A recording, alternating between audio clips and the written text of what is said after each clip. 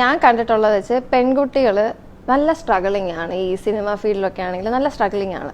കാരണം അവർക്ക് കുറെ റെസ്പോൺസിബിലിറ്റീസ് അല്ലാതെ തന്നെ ഉണ്ട്. അതായത് വീട്ടുകാരെ പറഞ്ഞ് മനസ്സിലാക്കണം, നാട്ടുകാരുടെ അത് വേറെ, അതായത് നാട്ടുകാരുടെ പ്രഷർ ഉണ്ട് വീട്ടുകാർക്ക്, അതെല്ലാം കൂടെ നമ്മളെ തലയിൽ അങ്ങനെ ഒരു സംഭവം ഉണ്ട്.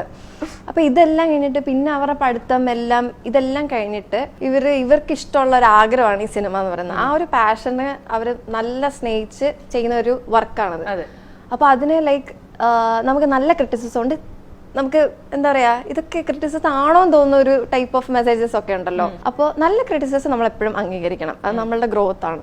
പക്ഷെ ചിലവര് ഇവളെന്ത് ഊളയാണ് അങ്ങനെയൊക്കെ പറയുമ്പോൾ ഉണ്ടല്ലോ, ഇറ്റ്സ് ലൈക്ക് നമ്മൾ ചെയ്യുന്ന എന്തിനെങ്കിലും ഒരു വാല്യൂ ഉണ്ടോ എന്നൊക്കെ തോന്നും. അപ്പൊ അങ്ങനെ തോന്നുമ്പോൾ നമുക്ക് ചെറിയൊരു വിഷമൊക്കെ തോന്നും. പിന്നെ എന്താ പറയുക, ഒരു 5-6 മെസ്സേജസ്, നല്ല മെസ്സേജസ്, പോസിറ്റീവ് ആയിട്ടുള്ള മെസ്സേജസ് ഒക്കെ നമ്മുടെ മനസ്സ് ശരി നമുക്ക് ഇനിയും നല്ലതായിട്ട് വർക്ക് ചെയ്യണം എന്നുള്ളത്. ഒരു മെസ്സേജ് ആരെങ്കിലും ആയിരിക്കും, ഇതൊക്കെ ശരിക്കും പറഞ്ഞാൽ ഫേക്ക് അക്കൗണ്ടിൽ നിന്നൊക്കെ ആയിരിക്കും മിക്കതും വരുന്നത്. അപ്പോൾ അവര് ചുമ്മാ ഇരിക്കുന്നവർക്ക് വെറുതെ ഒരു രസമായിട്ട് അവർ അയക്കുന്നതായിരിക്കാം. പക്ഷെ അതൊന്ന് കാണുമ്പോഴത്തേനും പിന്നെ ആ ബാക്കി 100 മെസ്സേജസ്, നല്ല മെസ്സേജസ് നമുക്ക് മറക്കും. ആ ഒരു നെഗറ്റീവിലായിരിക്കും. ചിലവരുടെ മനസ്സെന്ന് പറഞ്ഞാൽ ഭയങ്കര ഇതായിരിക്കുമല്ലോ, സെൻസിറ്റീവ് ആയിരിക്കും. അപ്പൊ അവർക്കൊക്കെ നല്ലതായിട്ട് ഫീൽ ചെയ്യും. എനിക്ക് ചില സമയത്ത് ഫീൽ ചെയ്തിട്ടുണ്ട്.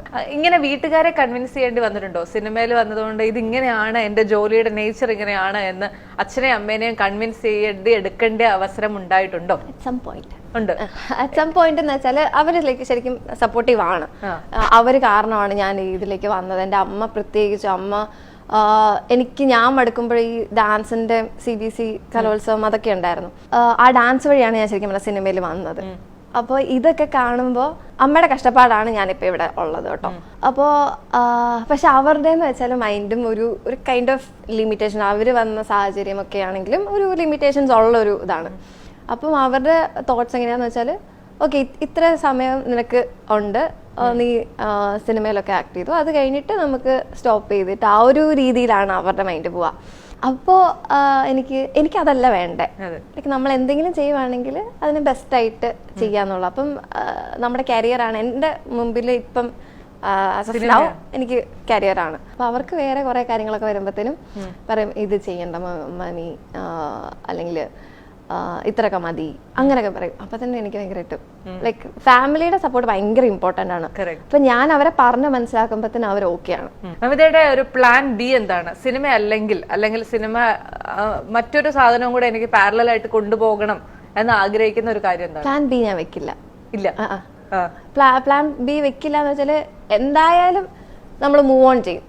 ഒരിക്കലും ക്വിറ്റ് ആക്കോ അല്ലെങ്കിൽ ഗീവ് അപ്പ് ചെയ്യൊന്നും ചെയ്യത്തില്ല. എവിടെ വീണാലും അവിടെ 4 കാലം നിൽക്കുക, ആ ഒരു രീതിയാണ്. അപ്പോൾ ഇപ്പം സിനിമ ഇല്ലെങ്കിൽ അടുത്ത പണി നോക്കും, അത്രേ ഉള്ളൂ. എനിക്ക് പ്ലാൻ എ എന്ന് വെച്ചാൽ പ്ലാൻ എ മാത്രമേ ഉള്ളൂ.